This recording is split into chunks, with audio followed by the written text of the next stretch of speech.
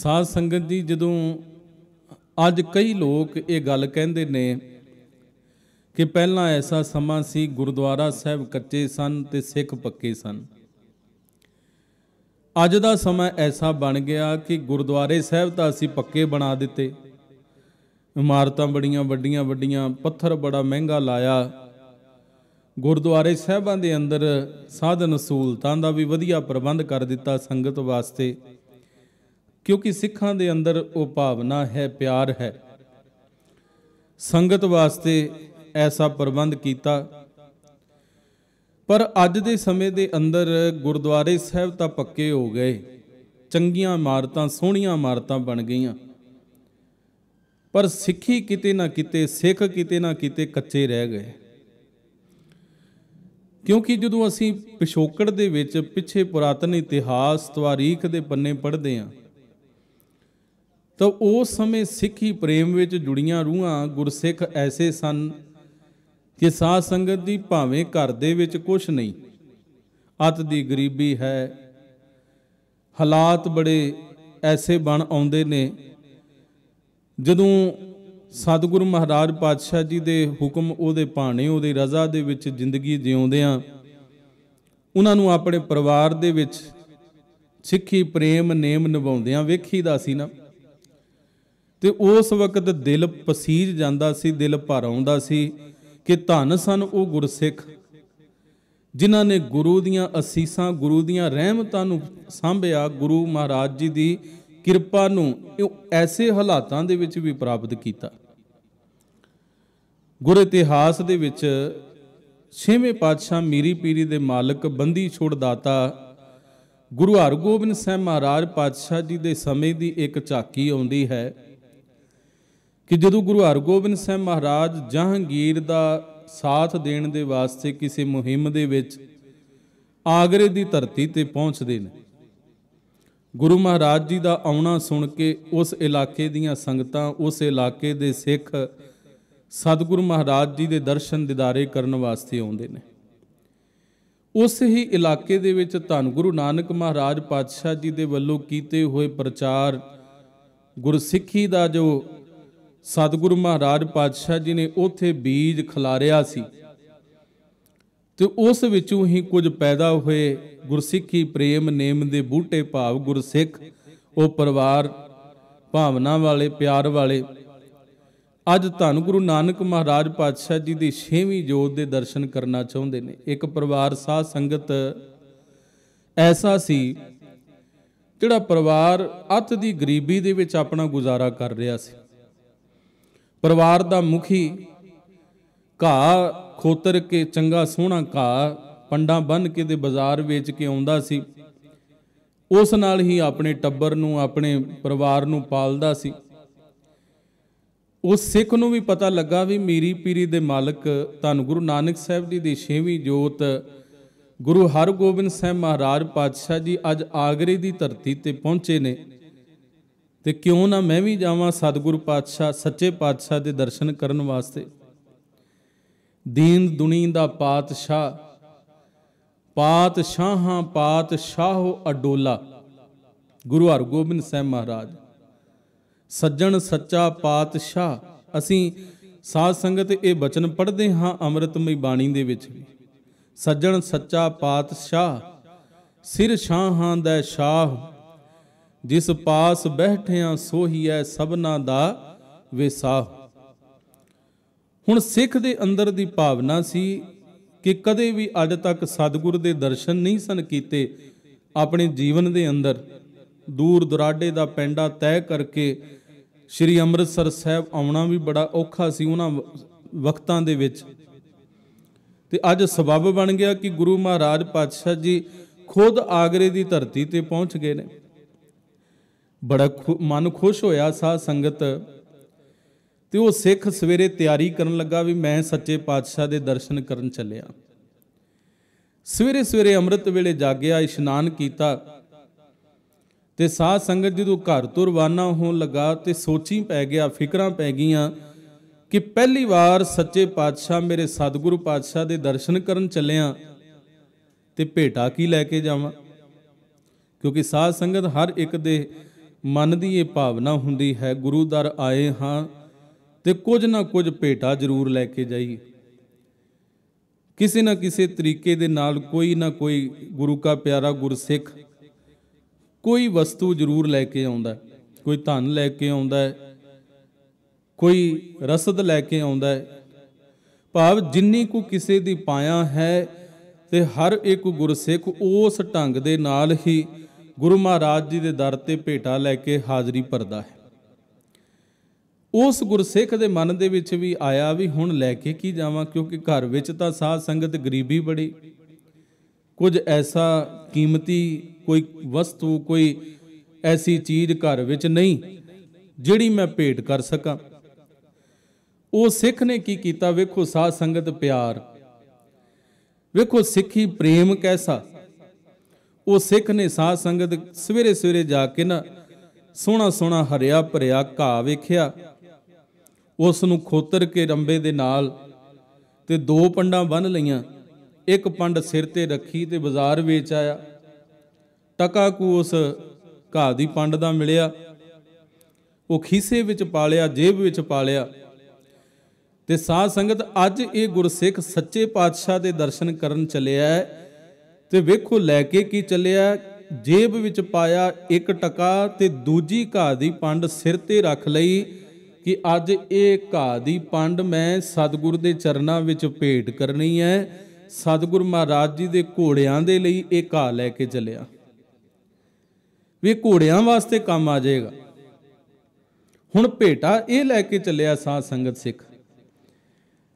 साध संगत गुरु दा प्यार हिरदे दे विच होवे तां ही भाई गुरदास जी ने बचन आखे ने ना कि भावनी भगत भाए कौडी अगर भाग रख है, ताहे गुर सर्ब निधान दान देत है।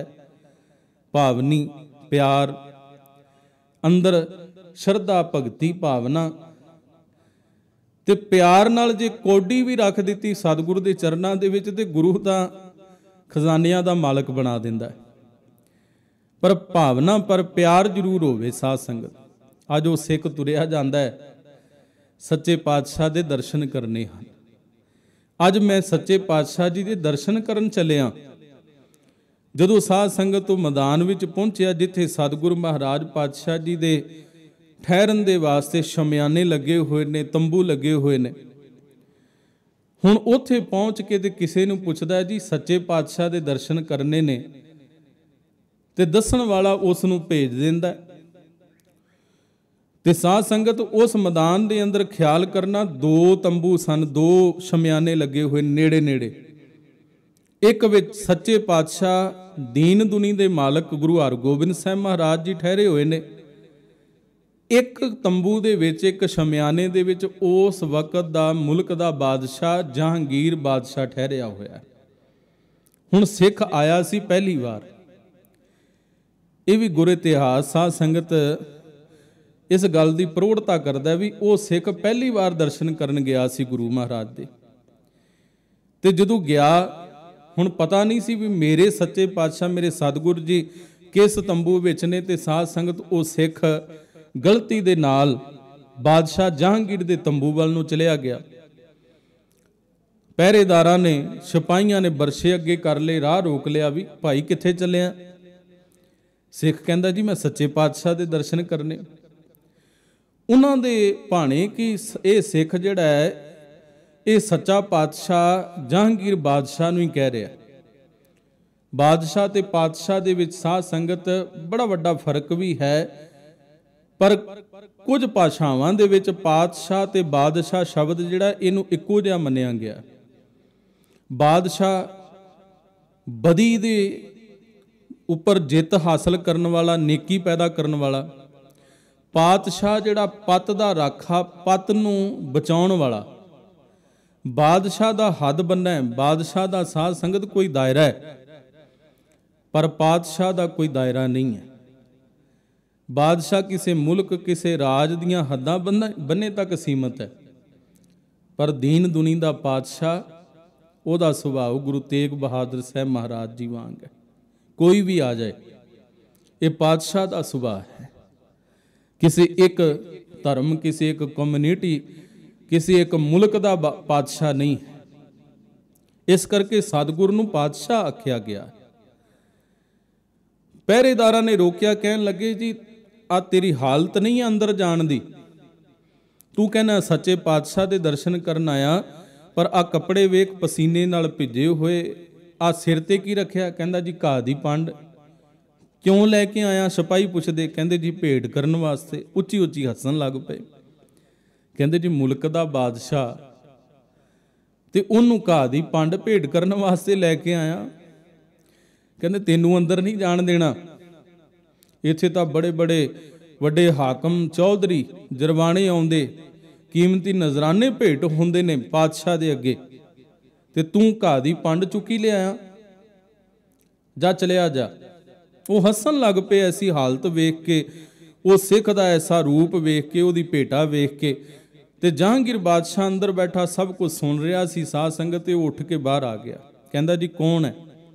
कहंदे जी पता नहीं कौन है, ते कहंदा सच्चे पातशाह दे दर्शन करने, सिर ते घाह दी पंड चुकी है। जहांगीर बादशाह कहंदा आउण दिओ। पहरेदारां ने साध संगत तो सिख नूं अंदर भेज दिता। जहांगीर अपने तखत ते बैठा होया ते सतगुरु महाराज पातशाह जी दे चरनां दे विच आया। ये सिख अज जहांगीर बादशाह नूं ही सच्चा पातशाह समझ के घाह दी पंड भी लजा के जहांगीर दे पैरां विच रखदा है, एक टका रख के दोवें हथ जोड़दा, कहंदा मेरी तुछ जी भेटा प्रवान करो सच्चे पातशाह, ते कृपा करो इस गरीबड़े जे सिख दा जन्म मरण दा दुख कट दिओ। जदों साध संगत ये असीस मंगी ना कि दीन दुनी दे पातशाह सच्चे पातशाह दे दर ते आया, ते जहांगीर कंब गया साध संगत भी मैं तां वो नहीं हाँ, मैं तां धन दौलत जमीन जायदाद सोना चांदी जो मंगेगा वो दे सकदा, पर जन्म मरण दा दुख कट सकां, इहो जी असीस दे सकां, ये ताकत मेरे अंदर नहीं है। जहांगीर कहन लगा गुरसिखा तू भुलेखे नाल आ गया है, मैं तेरा सच्चा पातशाह नहीं, मैं मुल्क दा बादशाह जहांगीर हाँ। साध संगत वो सिख दी बेपरवाही वेखो, जदों उहनूं असलीयत पता लगी ना, ते ओ सिख ने एकदम ही वो घाह दी पंड चुक लई, अगे पिया एक टका भी चुक लिया, बड़ा बेपरवाह हो के, ते जहांगीर दे दरबार दे विचों ਉਹਦੇ उस शमियाने विचों जदों बाहर निकलण लगा, ते जहांगीर ने बांह फड़ के रोक लिया भी गुरसिखा रुक जा, गल सुन के जाई, पहला कदी मैनूं ऐसी भेंट नहीं प्राप्त हुई, कदी ऐसा चढ़ावा नहीं चढ़िया, कीमती नजराने तो जरूर आए पर घाह दी पंड लैके कोई नहीं आया, एक टका किसी ने लिया के पैरां विच नहीं रख के नमस्कार कीती, ये तू अज ना लैके जा। साध संगत वेखियो गुरसिੱਖੀ किन्नी महंगी है, पर गुरसिੱਖਾਂ दे अंदर किन्ना प्यार है। लालच देण वाले उन्हां गुरसिੱਖਾਂ दी भावना नूं, उन्हां दे प्यार नूं खरीदण वाले कोशिशां करते रह गए, पर जिहड़े प्यार वाले सन साध संगत वो डोले नहीं, वो टुटे नहीं, उन्होंने गुरु दीआं असीसां प्राप्त करनियां ने, ते इस करके वड्डे वड्डे लालचां नूं भी ठोकरां मार दित्तियां, अज वांग नहीं। वो गुरसिख नूं जहांगीर बादशाह कहन लगा, कहंदा घाह दी पंड रख दे, किन्नी क भारी होवेगी, इहदे भार जिन्ना तिन्ना सोना चांदी दे दिंदे आ खजानिਆਂ दे विचों, घाह दी पंड ना लैके जा।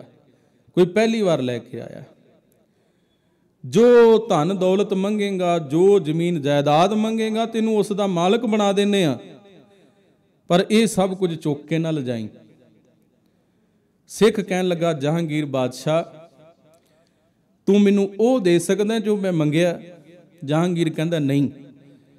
ते साध संगत उस सिख ने आख्या, कहंदा फिर ये भेटावां भी तेरियां नहीं, ये उस दियां जिस कोलों मैनू ये असीस मिल सकती है जिहड़ी मैं मंगी है। बेपरवाह हो के साध संगत तो सिख तुर पिया, उस दे लालच विच नहीं आया। सचमुच वो सिख पक्के सन साध संगत, डोलण वाले नहीं सन, छोटे मोटे लालचां दे पिछे सिੱਖੀ वेचण वाले नहीं सन। घाह दी पंड सिर ते रखी, एक टका चुक के ते जदों उस शमियाने तो बाहर वाल नूं चल पिया, ते काले काले कदमां नाल जहांगीर बादशाह भी पिछे पिछे। अज वेखां ते सही भी इस सिख दा सच्चा पातशाह भाव गुरु हरगोबिंद साहब महाराज इस सिख का स्वागत किवें करदा है?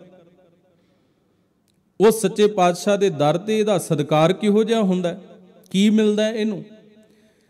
अज कमाल हो गई साध संगत।